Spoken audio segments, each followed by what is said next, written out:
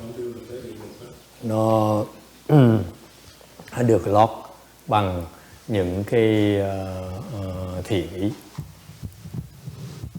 What do you think? Cái vị nghĩ sao? How did we get here? Sao mình tới cái cảnh giới bây giờ là nhiều người ta nghĩ như vậy. People are becoming so cynical. They say that good people are losers. Nhiều người ta nghĩ bây giờ là làm cái người thiện là mấy cái người bị thiệt thôi. Okay.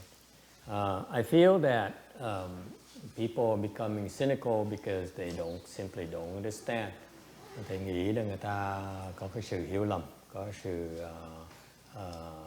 mê muội ở trong. First of all, why is it people believe that having good intentions will bring you means that you suffer losses, you suffer. Tại sao là mình có thiện ý là người ta nghĩ như vậy là sẽ chịu thiệt thôi. Okay. It's because if people don't understand cause and effect. Tại vì người ta không thực sự không tin vào cái luật nhân quả. According to laws and cause and effect, you fall to the hells because you planted the cause to fall to the hells. Quý vị mà đọa địa ngục là tại vì đã trồng cái chúng tôi để đọa địa ngục. What are the seeds for the hells? Những cái nhân mà để dẫn chúng ta tới địa ngục là cái gì? It's called the three poisons. Đó là ba cái độc là tham, sân, si, greed, anger, and stupidity. In particular, if you are prone to getting angry, that's a direct connection and that's directly paving a road to the hells. Cái vì nhất là chúng ta một cái vị mà cứ sân hận hoài đó thì đang dọn đường để đi tới địa ngục, đang đập cái cửa địa ngục mở tung ra. Okay, so people don't understand that the reason that we fall to the hells is because we committed offenses. Chúng ta đọa địa ngục là tại vì đã từng tạo những cái nghiệp để đọa địa ngục. Okay. And number two, there's also possibly that people misunderstand. They made the wrong connection between cause and effect. Có nhiều người có thể là người ta hiểu lầm cái sự liên hệ giữa nhân và quả. Sometimes they think that, for example, being rich and powerful and winning, so-called winning, is actually because you can trample on others people and put yourself above all. Nhiều người ta hiểu lầm cái luật nhân quả, ta nghĩ rằng là nếu người ta thành công, cái sự thành công của người ta, sự giàu có, cái sự thành tựu của người ta là tại vì người ta đã không ngần ngại chà đạp những người khác, chà đạp những quyền lợi người khác. They simply don't understand that the good thing that happened to them right now, whether it's wealth or power or influence, is because they planted the seeds for that in the past. It has nothing to do with trampling on people's feelings and taking advantage of others and stealing from others. Cái sự thành tựu đó là nhờ trồng những cái nhân tốt trong quá khứ, chứ không phải nó không liên hệ gì tới những cái sự chà đạp, những cái sự dày vò, những cái sự lợi dụng người khác. If you take advantage of others, if you steal, you take what you don't deserve. Nếu như cái vị ăn cắp của người khác, lấy cái gì mà không xứng đáng để mà lấy. Okay? Be assured that you have to pay it back with interest. Trước sau gì chúng ta phải trả lại cái nợ đó cộng với tiền lợi. Okay? And the more the interest increases, tại vì cái tiền lời nó càng ngày nó càng tăng. It's very interesting because we may not be able to find that person and pay that person back. Thì khi tiền lời nó tăng khiếp lắm, mà tại vì mình không có cái cơ hội để gặp cái người đó để mà trả lại cái nợ. So for example, we steal from someone, Is your mic on? I'm not getting it. I think so. I have power on.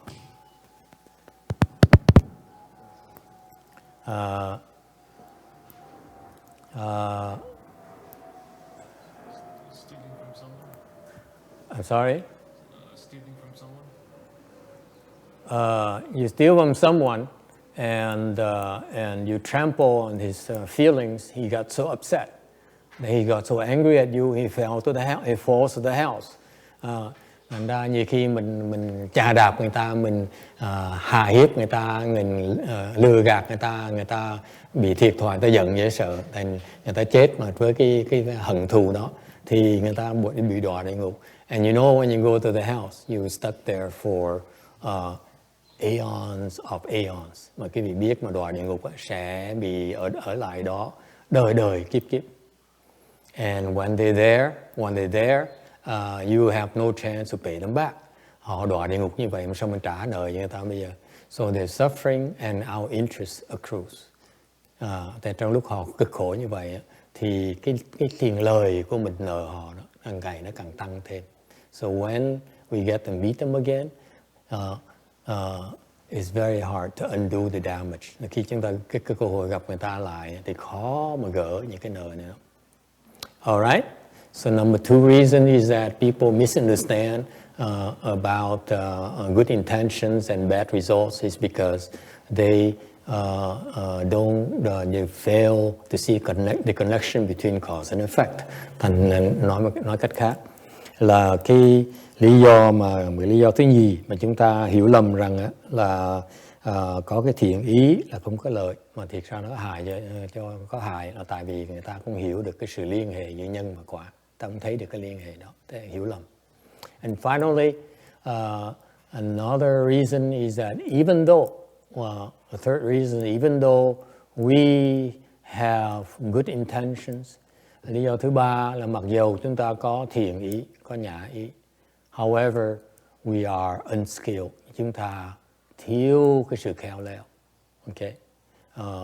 And that's why we create offenses instead of helping. Vì vậy, chúng ta tạo cái nghiệp thay vì giúp đỡ người khác. Okay?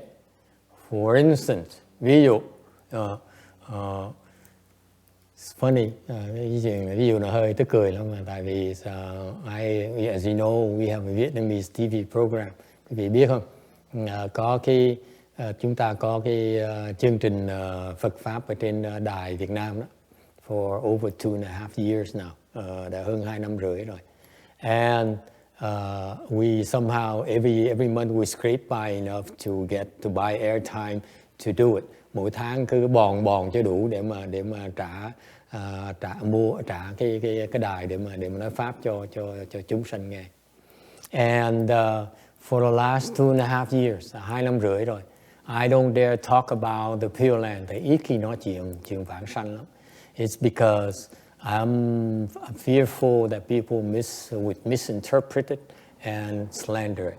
Tại vì thầy sợ, lý do chính là thầy sợ là người Việt Nam chưa đủ cái phước, họ hiểu lầm cái pháp vãng sanh và họ sẽ phỉ báng cái pháp này.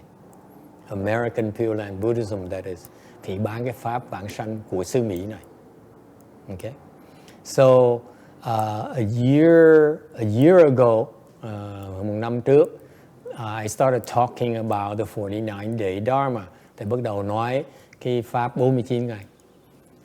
We recorded it, chúng ta thâu trước, and lo and behold, these brilliant TV people, they decided to delete the files.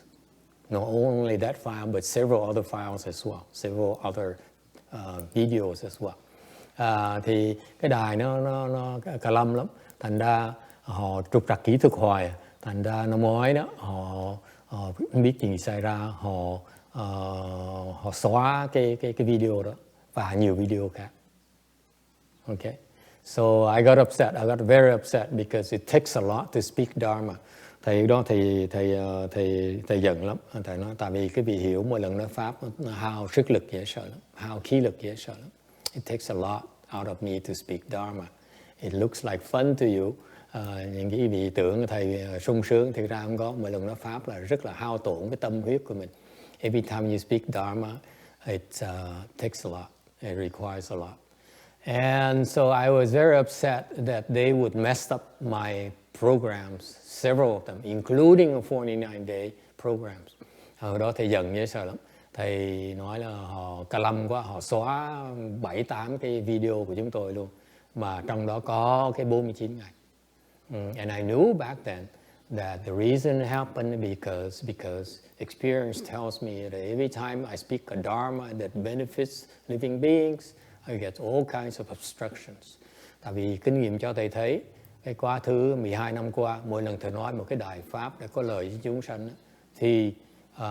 thì bị đủ thứ cản trở hết. So I got upset. I said, I'm not going to speak about the Pure Land Dharma. Thành thầy giận, thầy không nói chuyện vãng sanh nữa, nói pháp vãng sanh nữa. Until last week, cho tới tuần vừa qua, we had to continue recording in advance. So chúng tôi quyết định là giảng về cái pháp thâu trước và nói về cái pháp vãng sanh.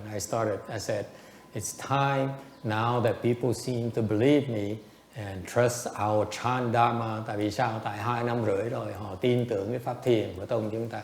Họ thấy cái pháp chúng ta nghe pháp theo lời mà giảng mà làm thì có lợi làm, có rất nhiều cái lợi ích.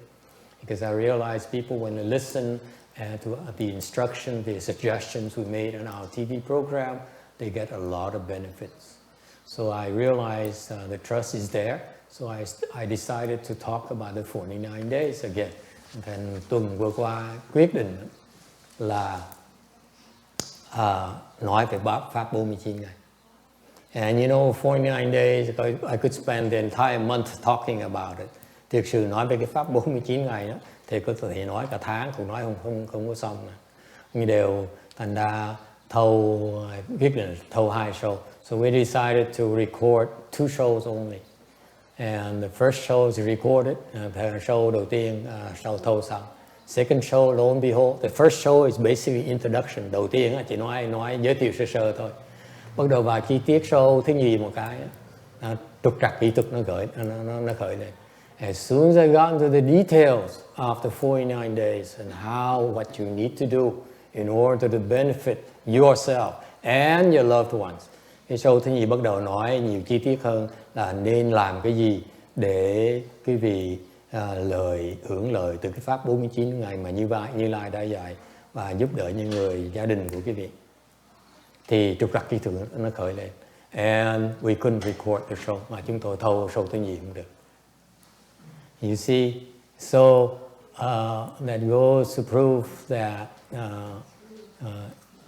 even though we have good intentions, my intention was actually trying to tell left-home people to pay attention to the 49 days Dharma because they can do a lot of good with it. Thì cái show thứ nhì thì bắt đầu nhắc cho những người xuất gia là họ nên quan trọng cái pháp 49 ngày, tại mấy người xuất gia như chúng tôi đó cơ hội rất là lớn để giúp đỡ cho chúng sanh. And surely enough, I couldn't help the left-home people nor the Vietnamese audience. Thành ra cái vị thấy không có đủ phước để mà giúp đỡ cho người xuất gia khác, để giúp đỡ những người tất cả như Việt Nam. Okay. So even though you have good intentions, I don't have the skills to vẫn còn tham, vẫn còn sân, vẫn còn si. It's because your so-called good intentions is actually filled with your own greed, anger, stupidity, and therefore you can really not help others with those good intentions. Vì cái lòng mình còn nhiều tham sân si, thành cái hào ý chúng ta không thể nào thiệt sự giúp cho người khác được. Okay, so that's why the world is becoming more cynical, and they begin to believe, they can begin to say that there's no such thing as cause and effect, and the road to hell is paved with good intention. Bởi vì như vậy, cái thời buổi này, những người mà có trí thức đó, người ta hiểu lầm về cái luật nhân quả, người ta có cái mỉa mai, ta phỉ báng, và ta mỉa mai, ta nói là phỉ báng Phật pháp, mỉa mai nói là cái thiện ý chỉ dẫn quý vị tới địa ngục sớm hơn thôi. Alright, any questions or comments? Ai có ý kiến thắc mắc gì không? Okay. Bác Thiện. Khi quay bị trục trặc như vậy rồi thầy có tiếp tục không hay là bỏ giống như kỳ trước? So the question that Bác Thiện asked is, now I'm experiencing technical difficulties. Do I plan to continue or shall I wait for another year? Bác hỏi rằng là bây giờ trục trặc kỹ thuật về cái pháp và vãng sanh 49 ngày đó thì thầy tiếp tục nói là không, hay là thôi kệ mình làm lơ 1 năm nữa. I haven't made up my mind yet. Thầy vẫn chưa quyết định. I'm still upset at these people. Thầy vẫn giận cái you cannot believe it. Mình họ càng ngày càng cờ quạng. You think that they learn from all these years? No, they don't seem to learn anything at all. Họ không có hiểu cái này, không có hiểu cái gì hết đó. And I don't know. I might continue recording. Thầy có thể tuần này có thể tiếp tục if they cooperate and give me more time. So that if something goes wrong, we still can finish recording. Thầy hy vọng là nếu như thầy sẽ tiếp tục, nếu như với điều kiện là họ cho chúng tôi nhiều thời giờ hơn một tí. Hiện bây giờ họ cứ ép, họ dồn vào, và nếu mà có một tí xíu trục trặc thì không thể nào thâu được 2 show. Thành nó bực mình dễ sợ lắm. These people have no sense of professionalism, no sense of just what bugs me about these people is that there's a lack of professionalism and used to getting from the Westerners. Thầy thấy là trước giờ thầy quen làm việc với người Mỹ rồi, thì cái tiêu chuẩn người Mỹ nó cao hơn nhiều, có cái sự hãnh diện về cái người chuyên môn, người trong nghề của họ. Còn mấy cái người này là chỉ là thiếu cái sự đó. Thành ra cứ không cho chúng tôi đủ thì giờ we barely have enough time. So if there's anything wrong at all, we cannot complete the second show. And họ cứ dồn chúng tôi vào mà bất cứ một tí xíu trục trặc gì kỹ thuật là sẽ kẹt, không thâu xong được. And they don't realize that we spend a lot of time and efforts going from here to the recording studio is 45 minutes. That's not without preparation time. Ngồi chuyện lái xe không, từ đây tới đó là tốn 45 phút. Để tôi chưa tính cái chuyện là chuẩn bị, chưa tính chuyện thâu. Okay, so we see. I eventually will communicate it. Từ từ chúng tôi sẽ giảng những cái pháp đó. All right. Any other questions? Ai thắc mắc gì khác không?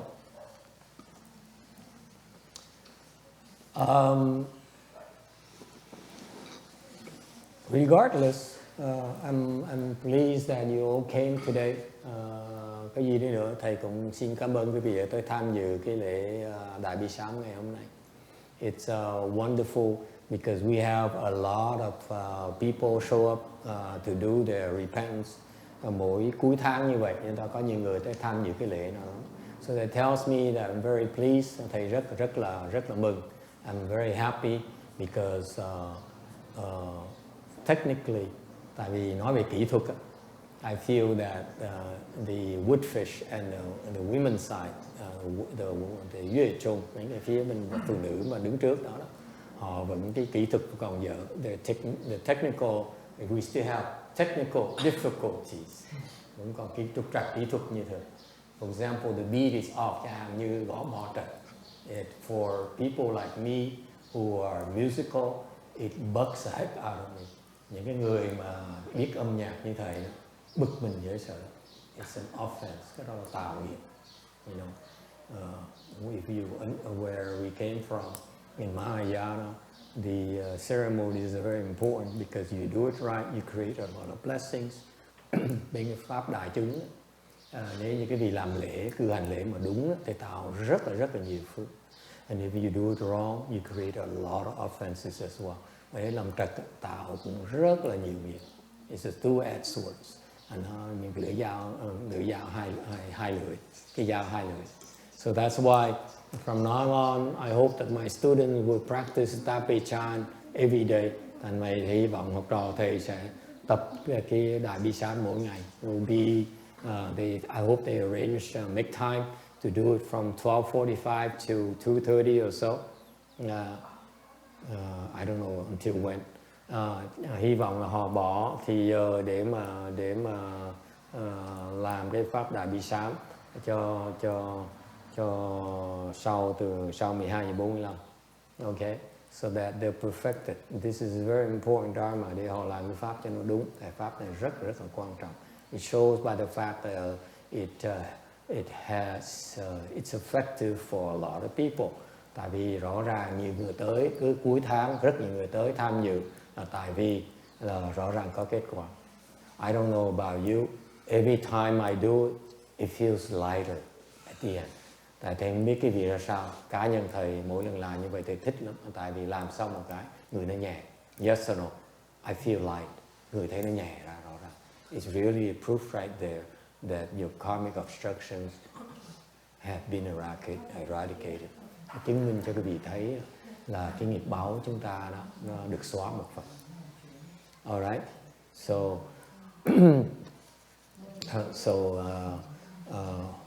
hopefully we should get better and better. Nếu như cái gì chúng ta làm càng ngày càng đúng, cái hiệu quả càng lớn hơn. The better we are at it, the more effective it becomes. We get better and better and better. Chúng ta tu như vậy, cái pháp chúng ta tu như vậy càng ngày càng tiến bộ. Including repentance, we get better at repenting. Ngay cái pháp sám hối này chúng ta cũng sẽ cố gắng tiến bộ cử hành cái pháp sám hối này. Okay, what for? Tại sao vậy? Excuse me. Yeah, because it reduces suffering. Tại vì nó bớt cái sự đau khổ trên thế gian này, in this world. Xin lỗi quý vị. Okay, that's my carbon contribution by the way as well. Quý vị biết cái chia sẻ cùng quý vị đó là cái thầy đã bị đã bị cúm đã 3 tuần này. This flu here has been happening for 3 weeks. It lingers on and on and on. Cái cúm nó cứ dần dai hồi. It's because every time I try to crank it up a little bit, the Dharma, the karmic obstructions come to discourage me. Mỗi lần mà thầy mà đem một cái pháp mới ra, tu một cái pháp mới hoặc là cử hành một cái pháp mới ra thì nghiệp báo nó tới là cứ bệnh hoài. I get sick every time. Okay, so I'm used to it. Thầy quen rồi. So it doesn't bother me. Nó không làm gì được hết đó. It only annoys me. Nó chỉ quấy rầy mình thôi. Okay, so they can do. Anyway, so we doing repentance reduces pain and suffering. Thì nhắc lại cái sám hối này á, thiệt sự nó giúp đỡ cái cõi thế gian này nó bớt đau khổ. Why so? Tại sao? Because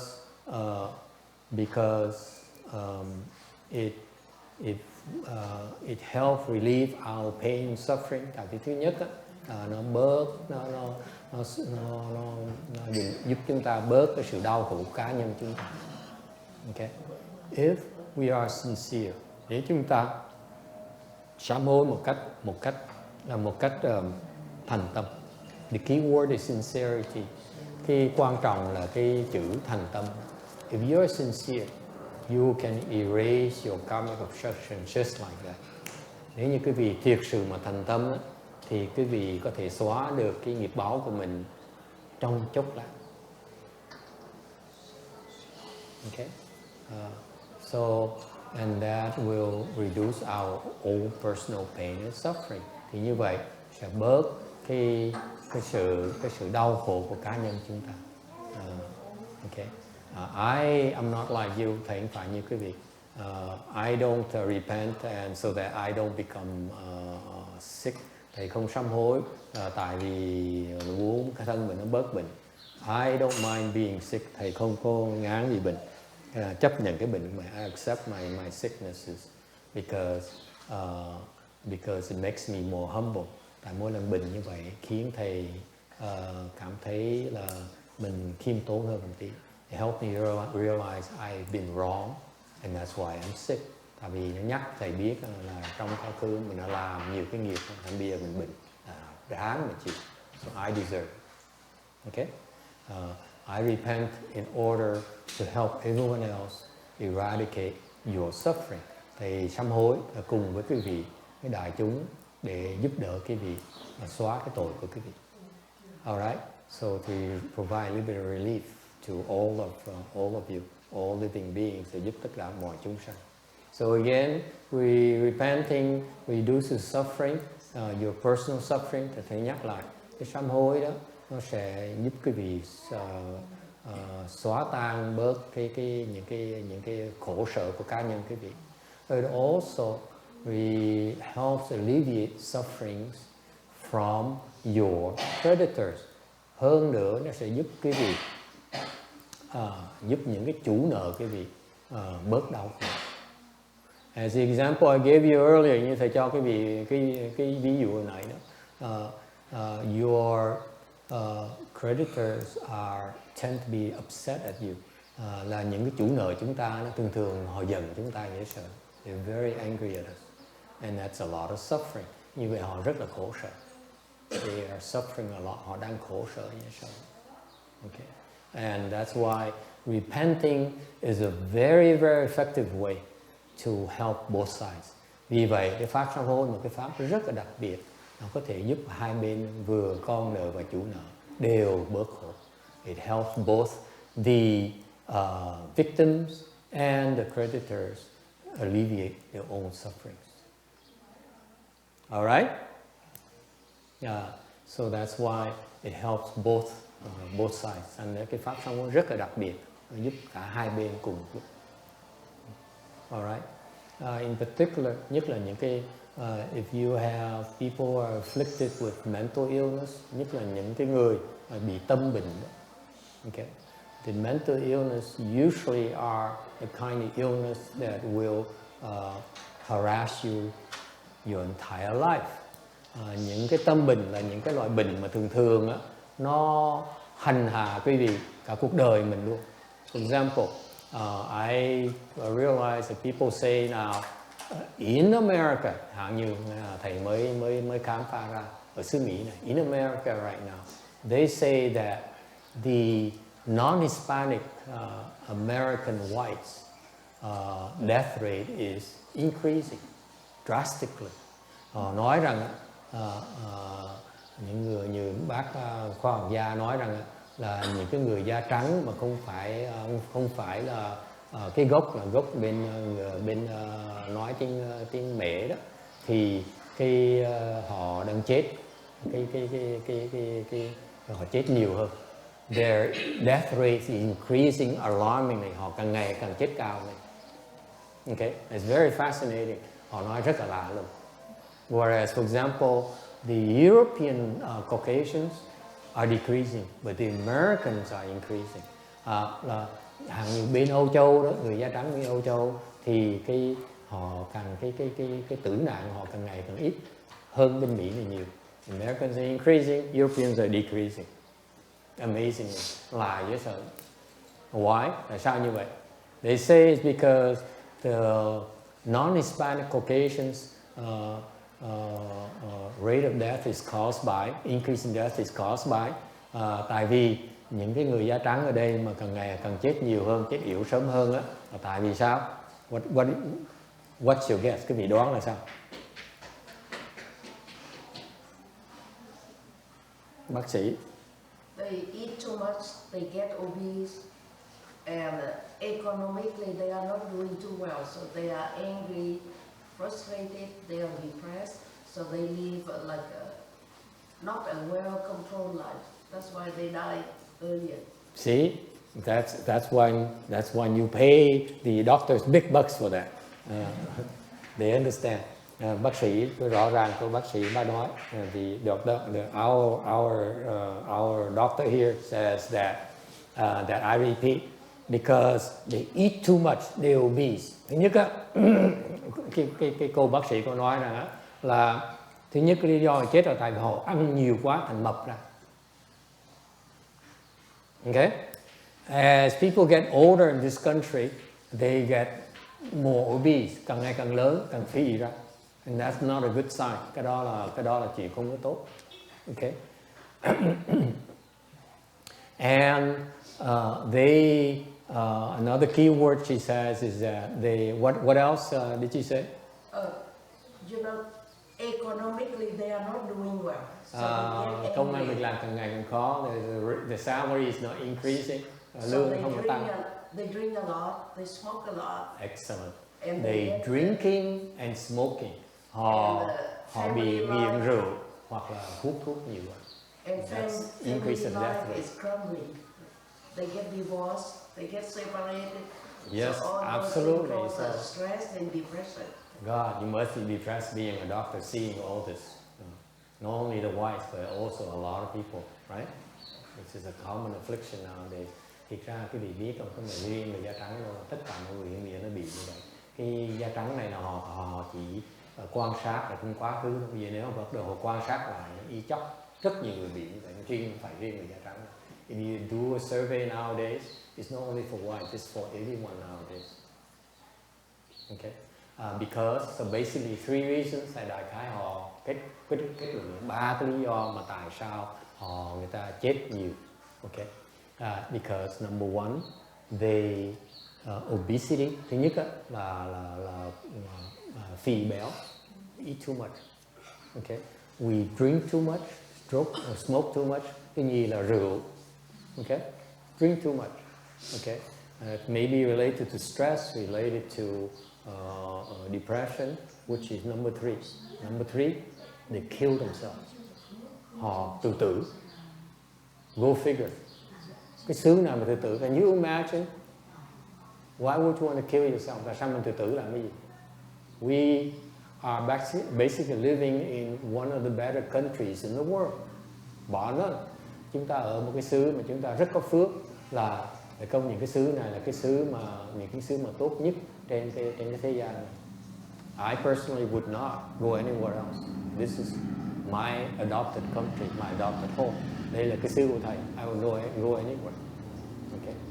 I would refuse to go anywhere because I feel this is the best place for myself, for my children, for my grandchildren, for everyone else.